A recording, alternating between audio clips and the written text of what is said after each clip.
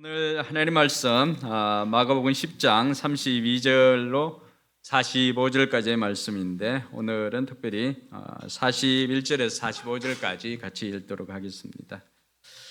신약성경 마가복음 10장 41절에서 45절까지 불편하지 않은 분들 자리에 일어나서 함께 하나님 말씀 받도록 하겠습니다. 같이 읽겠습니다. 그런데 열 제자가 이것을 듣고 야고보와 요한에게 분개하였다. 그래서 예수께서는 그들을 곁에 불러놓고 그들에게 말씀하셨다. 너희가 아는 대로 이방 사람들을 다스린다고 자처하는 사람들은 백성들을 마구 내리누르고 고관들은 백성들에게 세도를 부린다. 그러나 너희끼리는 그렇게 해서는 안 된다. 너희 가운데서 누구든지 위대하게 되고자 하는 사람은 너희를 섬기는 사람이 되어야 하고 너희 가운데서 누구든지 어떠함이 되고자 하는 사람은 모든 사람의 종이 되어야 한다. 인자는 섬김을 받으러 온 것이 아니라 섬기러 왔으며 많은 사람들을 구원하기 위하여 치를 몸값으로 자기 목숨을 내주러 왔다. 아멘. 우리 모두 인생의 어느 순간에 인생의 방향이 바뀌는 순간이 있습니다. 그것을 우리는 우리 인생의 터닝 포인트라고 그렇게 이야기를 합니다. 그 가운데 오늘 대표적인 한 사람 여러분들에게 소개를 하고자 합니다. 독일의 부유한 귀족 출신이기도 하고 모라비안 교회의 창립자 중에 한 명인 진젠도르프 백작입니다. 이 진젠도르프 이렇게 하기도 하는데 이 진젠도르프 백작이 19살 때 학업을 마치기 위해서 유럽의 여러 수도들을 이렇게 방문을 할 때였습니다.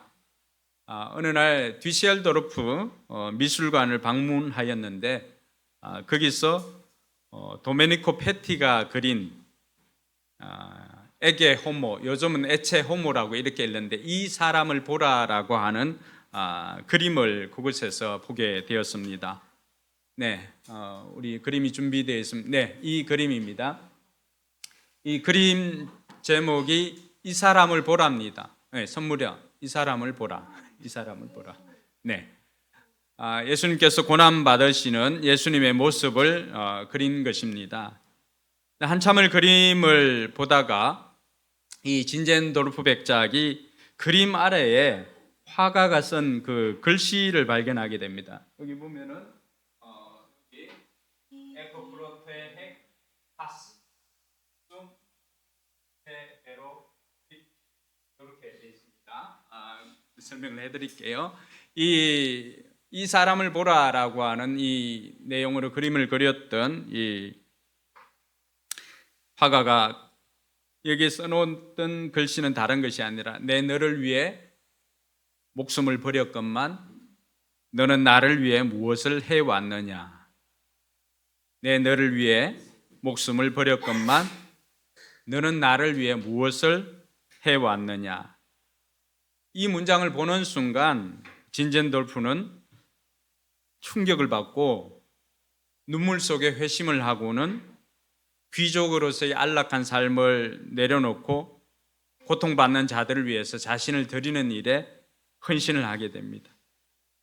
즉 자신의 인생의 목적을 발견하게 되고 남은 생애를 이런 사람들, 연약한 사람들, 예수를 알지 못하는 사람들을 위한 섬김의 삶을 살기로 결단하고 결국 그렇게 살아갑니다.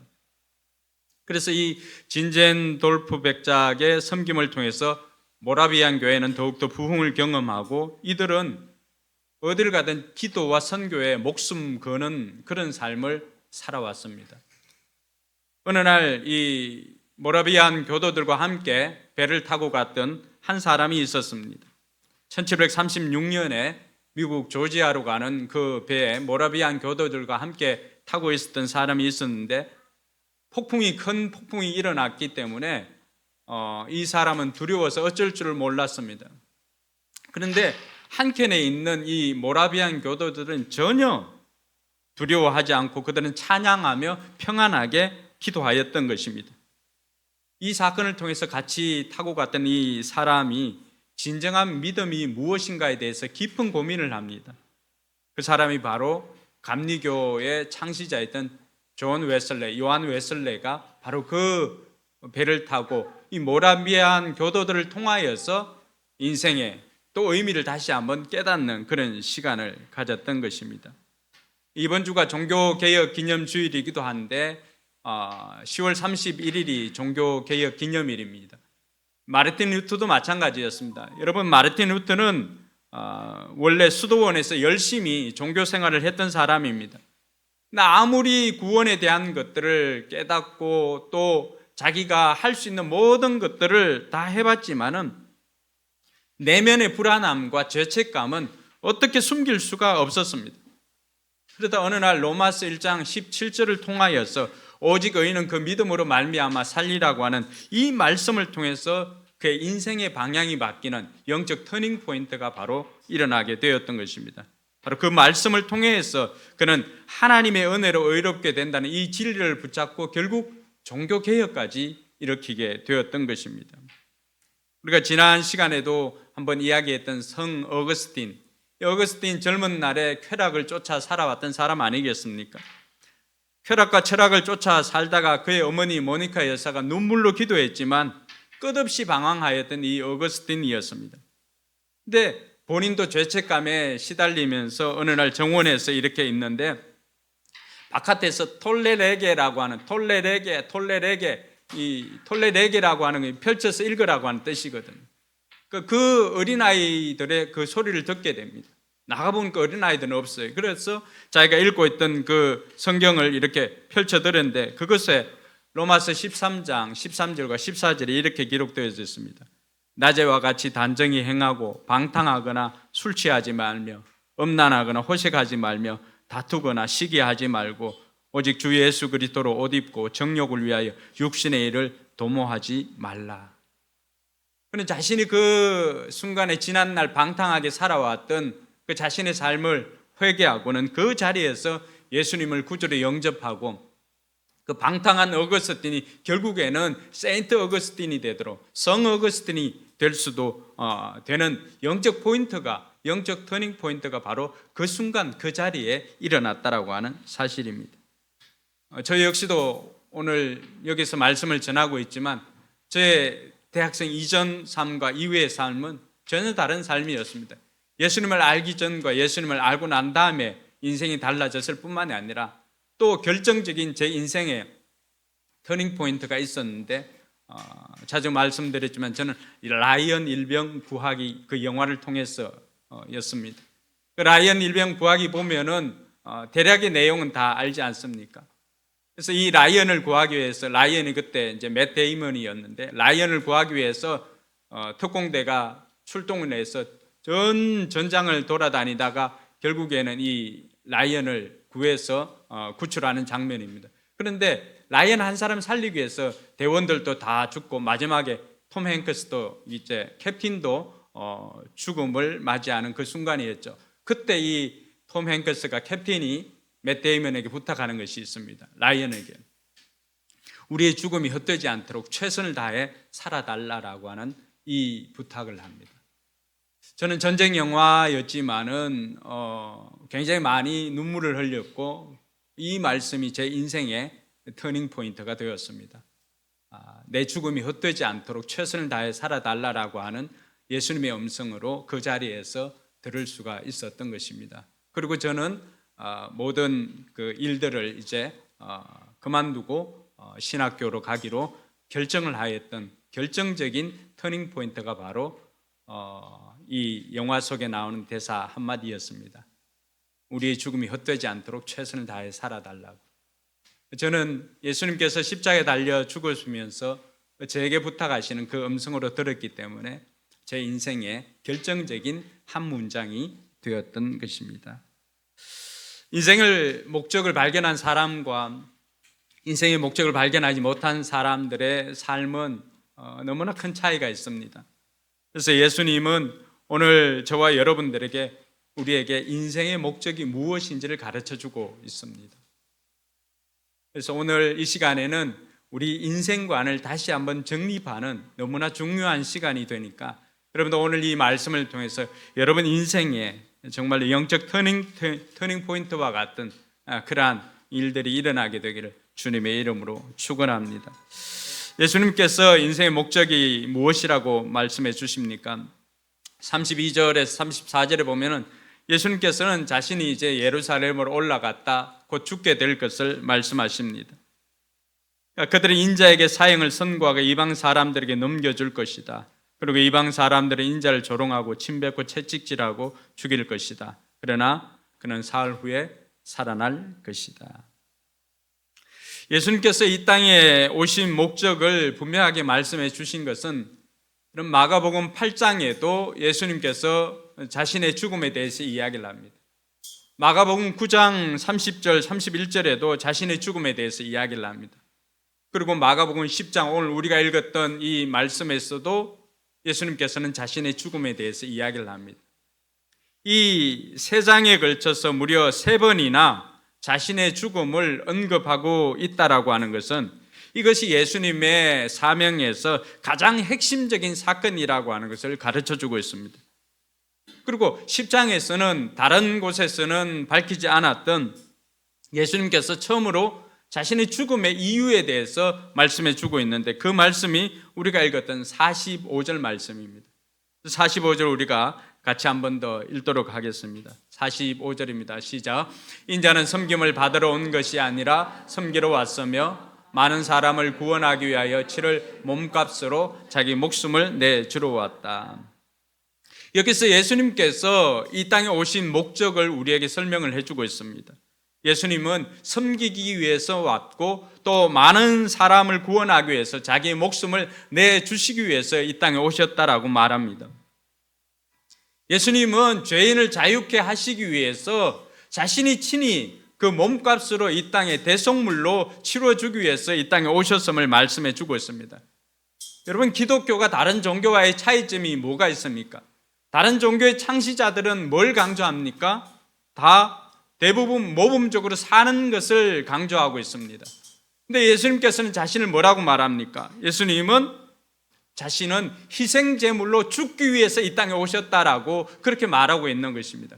더군다나 그 어느 누구도 부활에 대해서 자신 있게 이야기한 사람은 없습니다. 죽음에 대해서 이야기한 사람은 있어도 부활에 대한 이야기를 한 사람은 단 한 명도 없었습니다. 그러나 예수님만이 사흘 만에 다시 살아날 것이다라고 하는 이 부활에 대해서 이야기를 하였습니다. 오늘 저와 여러분들이 우리의 구원을 위해서 우리가 신앙생활하고 마지막 날에 우리가 새로운 생명으로 거듭나게 또 새롭게 영생을 누리게 되는 것, 우리가 뭘 보고 믿을 수가 있습니까? 부활을 경험하였던 제자들의 완전한 변화였습니다. 그 변화야말로 부활이 사실이라고 하는 것을 증거해 주고 있지 않습니까? 그래서 이러한 것들이 다른 종교와의 차이점이다라고 하는 것을 예수님께서 말씀해 주시는 것입니다. 예수님께서 자신의 인생 목적이 섬김이고 더군다나 그 섬김은 자기를 희생제물로 내어주시기 위해서 죽기 위해서 왔노라고 말씀하셨지만은 정작 제자들은 그 말씀을 깨닫지 못했던 것입니다. 제자들은 예수님이 부활하신 것도 믿지 못하였고 예수님께서 이 땅에 오신 목적도 자신들을 부르신 목적도 아직까지 깨닫지 못하였습니다. 뭘 보면 알 수가 있을까요? 이들 35절에서 37절에 보니까 세베대의 두 아들인 야고보 요한이 예수께 다가와서 말하였습니다. 우리 같이 읽습니다. 시작. 선생님, 우리가 요구하는 것은 무엇이든지 해 주시기 바랍니다. 예수께서 그들에게 말씀하셨다. 너희는 내가 너희에게 무엇을 해 주기를 바랐느냐? 그들이 그에게 대답하였다. 선생님께서 영광을 받으실 때에 하나는 선생님의 오른쪽에 하나는 선생님의 왼쪽에 앉게 하여 주십시오. 아멘.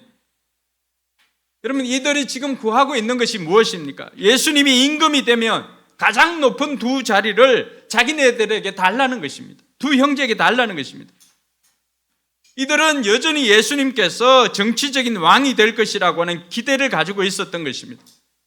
예수님을 쫓으면서 언젠가는 나도 한 자리를 해보리라고 하는 인간적인 동기로 예수님을 쫓았던 것을 알 수가 있습니다. 그럼 이쯤 되면은 지금 예수님께서는 뭐라고 하셨습니까? 예루살렘으로 가게 되면은 이제 내가 대제사장들과 또 율법 학자들에 의해서 사형 언도를 받고 죽게 될 것인데, 그러니까 이런 예수님의 죽음에 대해서 이야기를 하고 하였는데, 그럼에도 불구하고 이 사람들이 지금 예수님께 주장하고 있는 것은 무엇입니까? 예수님이 왕이 되면은 우리를 오른쪽 왼쪽에 앉혀달라는 것입니다. 그러니까 이 정도 되면은 어떤 제자라도 나서서 그걸 말리고 이 철없는 제자들을 꾸짖고 해야 할 것인데, 여러분 제자들도 똑같이 반응하면 이들에게 오히려 이 사람들이 먼저 나가서 이권 운동을 했다고 분개하고 있습니다. 41절 한번 같이 볼까요? 41절. 그런데 열 제자가 이것을 듣고 야고보와 요한에게 분개하였다. 똑같은 것이죠. 나머지 열 제자들도 똑같이 지금 억울해하고 있는 게 뭡니까? 아니 너희들만 그 좋은 자리를 차지하느냐, 우리도 있는데 라고 하면서 먼저 예수님 앞에 가서 알랑방구 끼고 이렇게 했던 이 두 사람에게 분개하고 있는 것입니다. 그러니 이 제자들도 결국에는 인생의 목적을 모르니까 이런 이야기를 하고 있더라고 하는 것입니다. 그래서 예수님께서는 제자들을 불러 모아가지고 이들에게 인생의 목적이 무엇인지에 대해서 말씀해 주고 계시는 것입니다. 오늘 저와 여러분들에게도 마찬가지입니다. 우리 또한 인생의 목적을 알지 못한다면 우리도 예수님과 무관한 여전히 우리의 이 세상에서의 출세, 이 세상에서의 성공만을 주장하고 살아갈 수밖에 없는 것입니다. 그래서 오늘 예수님께서 제자들에게 말씀하셨던 이 인생의 목적을 분명하게 깨닫는 저와 여러분들이 되기를 바랍니다. 그래서 우리 42절에서 45절까지를 길지만 한 번 더 읽도록 하겠습니다. 시작. 그래서 예수님께서는 그들을 곁에 불러놓고 그들에게 말씀하셨다. 너희가 아는 대로 이방 사람들을 다스린다고 자처하는 사람들은 백성들을 마구 내리누르고 고관들은 백성들에게 세도를 부린다. 그러나 너희끼리는 그렇게 해서는 안 된다. 너희 가운데서 누구든지 위대하게 되고자 하는 사람은 너희를 섬기는 사람이 되어야 하고, 너희 가운데서 누구든지 어떠함이 되고자 하는 사람은 모든 사람의 종이 되어야 한다. 인자는 섬김을 받으러 온 것이 아니라 섬기러 왔으며 많은 사람을 구원하기 위하여 치를 몸값으로 자기 목숨을 내주러 왔다. 아멘. 여러분, 예수님께서 제자들에게 말씀해 주셨던 것은 하나님 나라에는 어떤 사람이 큰 사람인가를 설명해 주었습니다. 아울러 더 궁극적으로는 인생의 목적이 무엇인지를 말씀해 주셨던 것이죠. 여러분, 인생의 목적이 무엇이라고 말씀하고 있습니까? 예수님께서 말씀해 주시는 것은 인생의 목적은 섬기는 데 있다라고 말씀해 주셨습니다. 그래서 인자는 섬기러 왔다. 내가 섬기러 온 것처럼 너희도 섬기는 사람이 되고 섬기면 살아야 한다라고 인생의 목적을 섬김에 있음을 가르쳐 주고 있는 것입니다. 여러분, 인생의 목적이 섬기는 데 있다고 한다면 가장 큰 사람은 어떤 사람일까요? 가장 많이 섬기는 사람이 가장 큰 사람이라고 할 수가 있습니다. 그럼 가장 높은 사람은 어떤 사람일까요? 가장 많이 섬기는 사람이 가장 높은 사람이라고 할 수가 있습니다. 그러니 가장 낮은 종이 가장 높은 사람이라고 할 수가 있는 것이죠. 그런데 세상 사람들은 뭘 위해서 산다고 가르쳐주고 있습니까? 세상 사람들은 인생의 목적이 섬김을 받는 자리에 오르는 것이 세상 사람들의 목적입니다. 그래서 세상 사람들이 돈을 벌고 지위도 높아지기를 원하는 이유는 다른 것 아닙니다. 높은 자리에 올라가서 부리는 사람이 많아지고 또 자신을 섬기는 사람들이 많아지기 때문에 그들은 끊임없이 높은 자리에 오르고 싶어 하는 것입니다. 여러분, 정치인들이 나올 때 뭐라고 하면서 나옵니까? 다 국민들을 섬기기 위해서 나온다고 그렇게 출마한다고 이야기를 합니다. 그럴 마음이 조금이야 있겠지만은 그러나 그걸 액면 그대로 믿는 사람은 없습니다. 그들이 당선되고 국민들을 섬기는 자리였습니까? 아니면은 그들이 모든 것들을 누리고 오히려 섬김을 받는 자리에 있습니까? 여러분, 사람들이 이 세상을 변화시키려고 하지만 세상이 바뀌지 않는 이유가 뭘까요? 사람이 바뀌지 않는데 세상이 바뀌질 않습니다. 그러려면 우리가 섬기는 사람으로 의식 구조를 개혁해야만이 사람들이 이 세상을 변화시킬 수가 있는 것입니다. 지난주 말씀처럼 관점을 바꾸지 않고는 결코 세상을 바꿀 수가 없다라고 하는 것입니다. 여러분, 세상 사람들이 왜 예수 믿는 사람들이 이렇게 많은데도 세상이 변하지 않는다고 이야기를 합니까? 그것은 예수 믿는 사람들조차도 세상 사람들과 다르지 않기 때문에 그렇습니다. 우리가 먼저 섬기는 사람이 되어서 세상을 변화시켜야 함에도 불구하고 우리 역시도 섬김을 받기만 하기 때문에 세상이 바뀌질 않는 것입니다. 여러분, 이웃을 생각할 때도 마찬가지입니다. 이웃이 나를 위해서 존재하는 것이 아니라 내가 이웃을 위해서 존재하고 있음을 우리는 깨달아야 합니다. 그런데 많은 사람들은 어떻습니까? 우리 크리스찬들도 의식이 바뀌지 않으니까 아직도 삶의 목표가 섬기는 것보다는 섬김을 받으려고 하는 것에 목적이 있습니다. 이러니까 세상 사람들로부터 예수 믿는 사람들이 많아도 세상이 바뀌지 않는다는 그런 소리를 듣게 되는 것입니다. 많은 사람들이 교회를 정할 때도 뭘로 정합니까? 어떻게 하면 이 교회를 통해서 주를 섬기고 어떻게 하면 이 교회를 통해서 이웃을 섬길까가 아닙니다. 목사가 얼마나 설교를 잘하고 얼마나 성경 공부가 좋고 이런 것들 통하여서 결정하는 것입니다.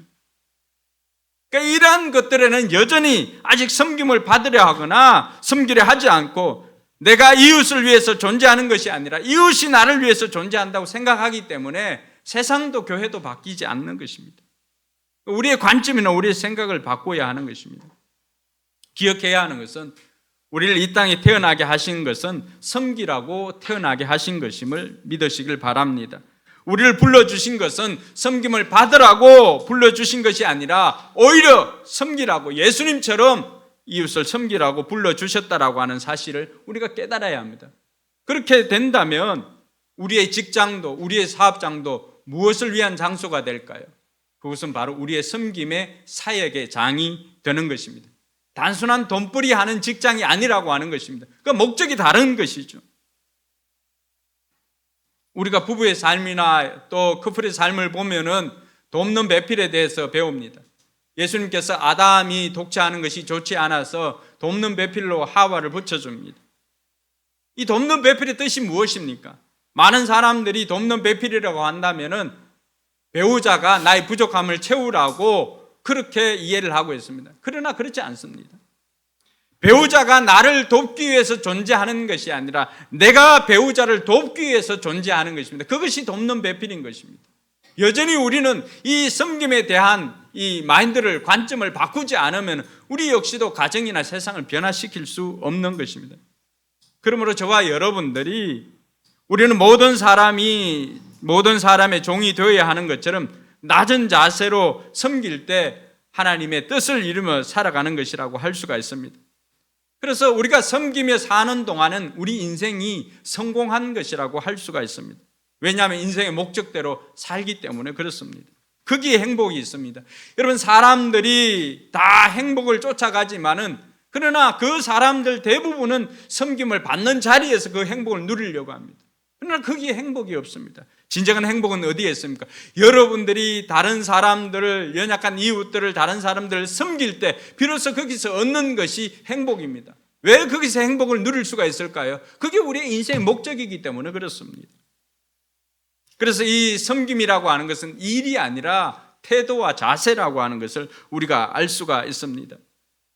내가 아무리 가진 것이 없어도 여러분, 나를 필요로 하는 사람들은 이 세상에 반드시 존재합니다. 우리가 나는 이게 없어, 나는 이게 부족해, 그렇지 않습니다.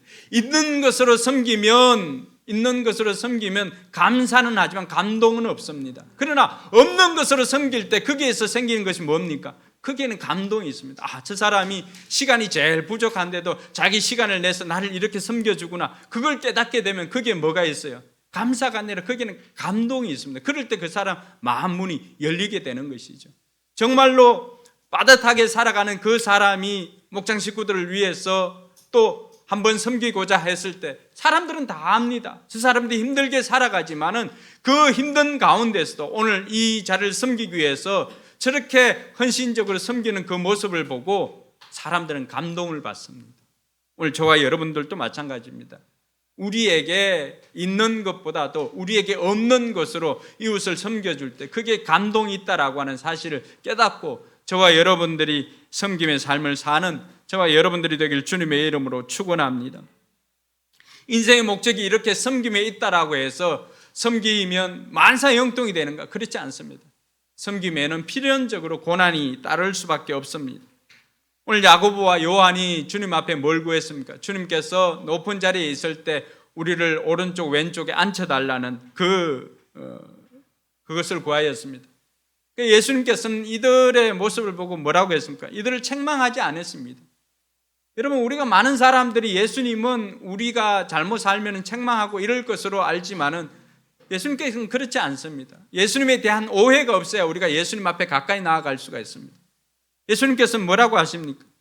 너희가 구하는 것은 너희가 알지 못하는 도다. 처음에 이들이 구했을 때 예수님 뭐라고 했습니까? 그럼 내가 너희들한테 뭘 해줄까? 뭘 해줄까? 자기는 지금 생명이 왔다 갔다 하고 이제 며칠 후면 죽게 될 것이다 라고 이야기를 했는데 제자들은 전혀 다른 소리를 하잖아요. 예수님 높은 자리에 올라가면 오른쪽 왼쪽을 주십시오 하니까, 여러분 3년 동안에 같이 다녔지만 예수님 마음을 얼마나 기가 찰까요? 전혀 깨닫지 못하고 있으니까 얼마나 속상할까요? 그런데 예수님께서는 책망하지 않습니다. 그럼 내가 너희들을 위해서 뭘 해줄까? 뭘 해줄까? 예수님께서는 이처럼 좋으신 분입니다. 그러면서 예수님께서는 너희가 구하는 것은 너희가 알지 못하는구나. 너희가 나의 마시는 잔을 마시면 나의 받는 세례를 받을 수 있느냐라고 이야기하니까 이들은 기꺼이 자기네들도 받을 수 있다라고 합니다. 근데 정작 이 사람들은 지금 예수님께서 말씀하시는 내가 마시는 잔, 이 고난의 잔과 내가 받는 세례, 이 죽음의 세례 아니겠습니까? 고난의 잔과 십자가의 죽음에 대해서 말하였지만 이들은 깨닫지는 못하는 가운데도 여전히 자기네들은 받겠다고 그렇게 이야기를 합니다. 그래서 예수님께서 39절에 내가 마시는 잔을 너희가 마시고 내가 받는 세례를 너희가 받을 것이다 라고 이야기를 하면서 필연적으로 섬김의 삶을 사는 사람들에게는 고난이 따르게 될 것이다 라고 말하고 있는 것입니다. 사랑하는 성도 여러분, 우리가 섬김의 삶을 살고자 한다면 그 의도가 좋기 때문에 그 결과나 과정까지도 다 좋지는 않습니다. 의도가 좋다 해도 거기에는 고난을 피할 수가 없습니다. 오늘 내가 섬김의 삶을 살고자 결단해도 그 앞에 놓여 있는 고난이나 이런 것들이 우리를 피해가지 않습니다. 우리가 겪어야 할 것들은 다 겪습니다. 그런데 중요한 것은 처음에는 손해가 나는 것 같지만은 궁극적으로는 우리의 삶에 유익하다라고 하는 것을 우리 주님께서 가르쳐 주고 있습니다. 그래서 예수님께서 40절에 뭐라고 말합니까? 그러나 내 오른쪽과 내 왼쪽에 앉는 그 일은 내가 허락할 수 있는 일이 아니다. 정해 놓으신 사람들에게 돌아갈 것이다. 그렇게 말합니다. 이 말은 최선을 다하고 섬기고 고난을 받았다면 하나님께서는 반드시 그날에 보상을 약속해 주셨다라고 하는 것입니다. 그래서 우리가 섬길 때 오는 유익 첫 번째는 무엇입니까? 바로 하나님께서 하나님의 상급이 약속되어져 있다라고 하는 것입니다. 우리가 이것을 어떻게 알 수가 있습니까? 예수님의 섬김의 삶을 보면 우리가 알 수가 있습니다. 하나님께서 이 섬김의 삶을 살기 위해서 이 땅에 와서 인생의 목적대로 섬김의 삶을 살았던 예수님을 하나님께서는 어떻게 하셨습니까? 빌립보서 2장 8절에서 11절에 보면은 우리도 이 말씀을 통해서 섬김의 삶이 결코 우리에게 손해가 아니라 큰 유익이 된다라고 하는 것을 알 수가 있습니다. 빌립보서 2장 8절에서 11절까지 같이 읽습니다. 시작. 자기를 낮추시고 죽기까지 순종하셨으니 그 십자가에서 죽기까지 하셨습니다. 그러므로 하나님께서는 그를 지극히 높이시고 모든 이름 위에 뛰어난 이름을 그에게 주셨습니다. 그리하여 하늘과 땅 위에 땅 아래에 있는 모든 것들이 예수의 이름 앞에 무릎을 꿇고 모두가 예수 그리스도는 주님이시라고 고백하여 하나님 아버지께 영광을 돌리게 하셨습니다. 아멘. 여러분, 이렇게 자신을 다른 사람을 섬기기 위해서 이 땅에 오셨고 또 대속물로 이 땅에 오셨다고 했는데 이런 예수님의 삶을 하나님께서 어떻게 하셨습니까? 그 섬김의 삶을 살았던 예수님을 하나님께서는 그를 지극히 높았어요. 어디까지입니까? 끝까지 높여주신 것이죠. 그래서 모든 이름 위에 뛰어난 이름을 예수님께 주셨던 것입니다. 그래서 그 예수님을 땅에 사는 사람이나 땅의 모든 사람들이 예수의 이름 앞에 무릎을 꿇고 예수가 그리스도라고 고백하고 예수가 주님이시라고 구세주라고 고백하며 살고 하나님께 영광을 돌리게 하셨다라고 하는 것입니다. 사랑하는 성도 여러분, 우리가 섬김의 삶을 살아갈 때 때로는 고난이 있지만은 그러나 분명한 것은 그 섬김의 삶을 끝까지 우리가 살아내면 반드시 그 이후에는 하나님께서 우리의 삶을 높여 주실 줄로 믿으시기 바랍니다. 먼저는 이 땅에서의 삶이 잘 되는 복을 허락해 주실 것입니다. 그래서 늘 마태복음 6장 33절에 보면 너희는 먼저 그의 나라와 그 의를 구하라. 그리하면 이 모든 것을 너희에게 더하시리라. 먹고 마시고 입는 세상 사람들이 구하는 것, 하나님께서는 이 모든 것들을 우리에게 더하여 주신다고 약속해 주고 있습니다. 우리가 하나님 나라와 의를 구할 때 그것도 주시고 먹고 마시고 입는 것도 주신다고 약속해 주셨습니다. 근데 하나님께서 이런 약속을 우리에게 주셨다라고 하는 것은 우리의 섬김이 큰 의미가 있고 섬길 때 우리에게 큰 유익이 있음을 말해주고 있는 것입니다. 그래서 섬김은 이 땅에서뿐만이 아니라 내세에서도 큰 상급이 있는 우리가 반드시 살아내야 할 삶인 것을 믿으시길 바랍니다. 두 번째는 마음이 편합니다. 우리가 섬길 때 우리에게 오는 유익이 있는데 그것은 마음이 편하다라고 하는 것입니다. 그러면 사람들이 왜 마음의 갈등이나 섭섭함이 생길까요? 섬김을 받지 못해서 옵니다. 왜 섭섭합니까? 나는 저 사람에게 해준 것이 많은 것 같은데 저 사람은 전혀 고마워할 줄 모르고 보답할 줄 모르고 그러니 속상한 것입니다. 그런데 인생의 목적을 섬김 받는 데 두지 않고 섬기는 데 두면은 오히려 마음이 편합니다. 왜 그럴까요? 누가 나에게 싫은 소리를 해도 섬김을 받으려고 하면 기분 나쁘지만 섬기려고 하면 오히려 마음이 편합니다. 내가 종이 되기로 약속을 했으니까, 내가 종이 되기로 결단했으니까 그렇게 마음 먹으면 편합니다. 저 역시도 완전히 그렇게 살지는 못하지만 그러나 그렇게 섬김의 삶을 살려고 하니까 마음이 편합니다. 상처를 받지 않습니다. 사랑하는 성도 여러분, 우리가 교회에서 또 목자 목녀들이 평신도이지만 이렇게 섬김의 삶을 살아가는 것, 주님께서 우리에게 보여주신 모범을 따라가는 삶입니다. 그러니까 이렇게 살면은 육신은 때로는 조금은 피곤하고 힘들 때도 있습니다. 우리도 남들처럼 쉬고 싶을 때도 있고 남들처럼 또 바깥에 놀러 가고 싶을 때도 있습니다. 그러나 그럼에도 불구하고 우리가 이 일을 하는 것은 우리의 마음에 평안이 있기 때문입니다. 하나님께서 이렇게 섬김의 삶을 살아가는 우리에게 주는 유익이 뭡니까? 마음의 편안함입니다.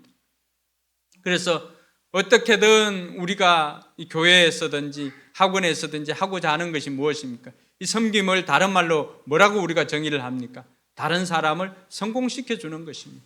어떻게 하면 저 사람을 성공시켜 줄까? 저 사람을 성공시켜 주기 위해서 무엇을 할까? 그러니까 이런 이야기를 하니까 어떤 사람은 부담을 가지는 사람이 있습니다. 그 성공이라고 하는 개념 때문에. 이 성공은 세상 사람들이 말하고 있는 그런 성공이 아닌 것이죠. 이 성공은 그 사람들이 인생의 목적을 발견하는 것입니다. 이 땅에 와서 내가 뭘 하고 살아야 되는지 그걸 깨닫게 하는 것입니다. 그러니 그 모든 사람들이 다 성공을 할 수가 있는 거죠. 그러니까 그것은 다른 것이 아니라 인생의 목적이 무엇인가를 발견하는 것, 그것이 성공인 거죠. 그걸 하도록 도와주는 것이 우리의 역할이고 우리의 사역이고 우리의 일인 것입니다. 그래서 우리가 이렇게 섬김을 살 때 하나님께서 우리에게 편안한 마음을 주셨다는 것을 깨닫고 이 섬김을 살아내는 저와 여러분들이 되기를 바랍니다. 마지막 세 번째는 우리가 섬김의 삶을 살면은 우리에게 찾아오는 유익은 예수님을 닮습니다. 여러분, 우리가 예수를 닮고 싶다고 말을 많이 합니다. 근데 어떻게 닮으려고 하느냐? 어떤 사람들은 성경 공부를 하면 닮는 줄을 알고 있습니다. 근데 여러분, 성경 공부한다고 큐티한다고 예수 닮는 것 아닙니다. 예수 닮기 위해서 성경 공부나 큐티나 이런 것들이 필요합니다.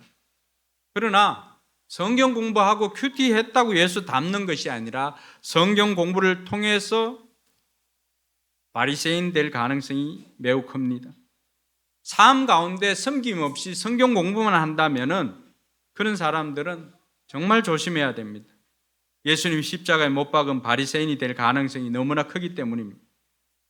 우리는 예수님을 닮아가는 것은 다른 것이 아닙니다. 예수님께서 이 땅에 와서 살았던 그 섬김의 삶을 우리가 살아낼 때 어느 순간인가 우리는 예수님을 닮아가고 있게 되는 것입니다.